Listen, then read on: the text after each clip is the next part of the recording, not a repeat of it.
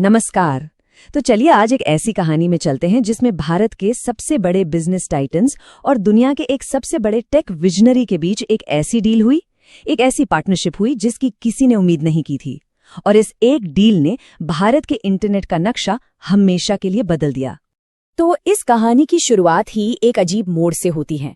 सोचिए, 2 साल तक जियो और एयरटेल ने मिलकर करीब 34,000 करोड़ रुपए खर्च कर दिए, सिर्फ इसलिए ताकि इलॉन मस्क का स्टारलिंक भारत में ना आ पाए। और फिर 8 दिसंबर 2025 को अचानक वही दोनों कंपनियां स्टारलिंक की सबसे बड़ी पार्टनर बन गई। एक तरफ जोरदार लड़ाई और दूसरी तरफ अचानक से दोस्ती। यही तो सबसे बड़ा सवाल है जिसका जवाब हम आज ढूंढेंगे। आखिर ये हुआ कैसे? कैसे जो कट्टर दुश्मन थे वो रातों रात सबसे जरूरी पार्टनर बन गए? चलिए इस पहेली को एक एक करके सुलझाते हैं। ठीक है, तो इस हैरान करने वाले गठबंधन को समझने के लिए हमें थोड़ा पीछे चलना होगा। कहानी शुरू होती है भारत के आसमान पर कब्जे की एक जबरदस्त लड़ाई से। और ये कोई छोटी मोटी लड़ाई नहीं थी, ये अरबों की जंग थी। जरा इस रकम पर गौर कीजिए, 34,000 करोड़ रुपए। इतना पैसा जियो और एयरटेल ने लॉबिंग में लगाया ताकि सरकार पर स्पेक्ट्रम की नीलामी के लिए दबाव बना सकें। उनका कहना क्या था? उनका कहना था कि स्टारलिंक को अगर बिना नीलामी के स्पेक्ट्रम मिल गया तो ये अनुचित प्रतिस्पर्धा होगी। लेकिन सवाल ये है कि वो इतनी शिद्दत से लड़ क्यों रहे थे? इसके लिए उनके मार्केट कंट्रोल को देखना जरूरी है। जियो और एयरटेल मिलकर भारत के टेलीकॉम मार्केट का 81% हिस्सा कंट्रोल करते हैं। तो ये सिर्फ एक बिजनेस फाइट नहीं थी, ये अपने साम्राज्य को बचाने की जंग थी। अब यहाँ कहानी में एक बड़ा ही दिलचस्प ट्विस्ट है। मजे की बात यह है कि दोनों ही कंपनियों के पास पहले से अपने सैटेलाइट इंटरनेट के वेंचर थे। जियो की SES के साथ पार्टनरशिप थी और एयरटेल ने OneWeb में पैसा लगाया हुआ था। मतलब दिक्कत सैटेलाइट इंटरनेट से नहीं थी, दिक्कत तो खास तौर पर स्टारलिंक से थी, एक नए और ताकतवर कॉम्पिटिटर।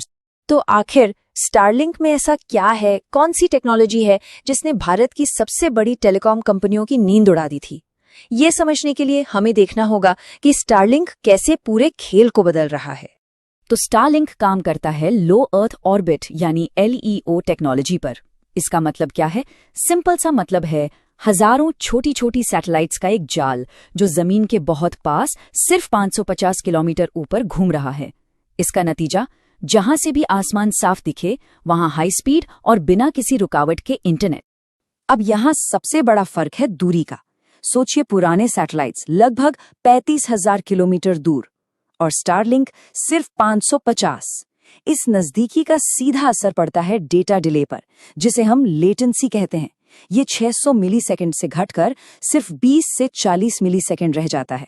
असल जिंदगी में इसका मतलब है एक तरफ वो अजीब रुक रुक कर चलने वाली वीडियो कॉल और दूसरी तरफ एक बिल्कुल स्मूथ रियल टाइम बातचीत। अब जरा इंफ्रास्ट्रक्चर के बारे में सोचिए। जियो और एयरटेल को अरबों खर्च करके जमीन पर मीलों लंबी केबल बिछानी पड़ी, हजारों टावर लगाने पड़े।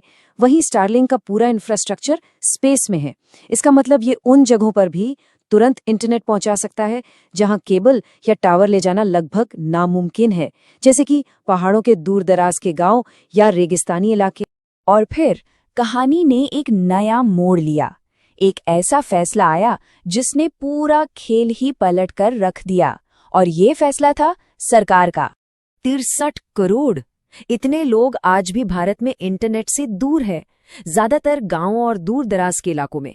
सरकार के लिए ये डिजिटल डिवाइड एक बहुत बड़ी चुनौती थी, एक नेशनल प्रायोरिटी थी, और इसे पूरा करने के लिए एक नए तरीके की जरूरत थी। और इसी प्रायोरिटी का सबूत मिला 16 अक्टूबर 2024 को, जब उस वक्त के टेलीकॉम मिनिस्टर ज्योतिरादित्य सिंधिया ने साफ कहा, दूर दराज इलाकों में जहां हम लोग वायर नहीं बिछा सकते, जहां हम टावर स्थापित नहीं कर सकते, वहां सैटेलाइट से ही कनेक्टिविटी बढ़ सकती है। ये एक बहुत क्लियर मैसेज था। सरकार की प्रायोरिटी नीलामी नहीं बल्कि कनेक्टिविटी थी। इस बयान के बाद तो मानो सब कुछ तेजी से बदल गया। अक्टूबर 2024 में नीलामी की मांग, सिर्फ कुछ ही दिन बाद 16 अक्टूबर को सरकार का इनकार, फिर इलॉन मस्क का ट्वीट, थैंक यू इंडिया। और ठीक 1 साल बाद दिसंबर 2025 में वही जियो और एयरटेल स्टारलिंक के साथ पार्टनरशिप का ऐलान कर देते। तो चलिए वापस अपने असली सवाल पर आते हैं। इतनी लड़ाई के बाद ये अचानक से पार्टनरशिप क्यों?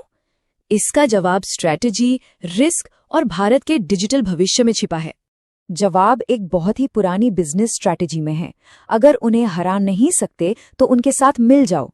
जियो और एयरटेल समझ चुके थे कि अब स्टारलिंक को रोकना मुश्किल है, क्योंकि सरकार उनके साथ थी, तो लड़ने की बजाय उन्होंने साथ काम करने में ही भलाई समझी। और इस पार्टनरशिप से उन्हें फायदा भी कम नहीं था। 3 बड़े फायदे। पहला, उन्हें दूर दराज के इलाकों के लिए एक रेडीमेड सोल्यूशन मिल गया जहां वो खुद नहीं पहुंच सकते थे। दूसरा, वो अपने 2500 से भी ज्यादा स्टोर्स के नेटवर्क से स्टारलिंक बेच सकते थे। और तीसरा और सबसे जरूरी, कस्टमर डेटा उनके पास ही रहता। पर इसका असर सिर्फ इन कंपनियों पर नहीं, पूरे देश पर पड़ेगा। इससे जियो और एयरटेल की 81% मार्केट की पकड़ थोड़ी कमजोर होगी। कंपटीशन बढ़ेगा तो शायद बेहतर सर्विस और कीमत मिलेगी। और सबसे बड़ी बात, उन 63 करोड़ लोगों तक इंटरनेट पहुंचाने की रफ्तार बढ़ेगी जो अभी भी इंतजार कर रहे हैं। साथ ही एविएशन, शिपिंग और डिफेंस जैसे नए मार्केट भी खुलेंगे। लेकिन इस कहानी में एक रिस्क भी है, खासकर जियो और एयरटेल के लिए। देखिए, स्टारलिंक दुनिया भर में डायरेक्ट टू कंज्यूमर मॉडल पर काम करती है। हो सकता है ये पार्टनरशिप सिर्फ एक शुरुआत हो, एक ट्रोजन हॉर्स की तरह, जब तक स्टारलिंक भारत में अपने पैर न जमा ले और फिर अकेले ही आगे बढ़ जाए। तो आखिर में हम इस बड़े सवाल के साथ रुकते हैं कि ये गठबंधन भारत के डिजिटल डिवाइड का अंत है या फिर एक ग्लोबल टेक्नोलॉजी पर नई तरह की निर्भरता की शुरुआत। इसका जवाब भी भारत के आने वाले कल की तस्वीर बना।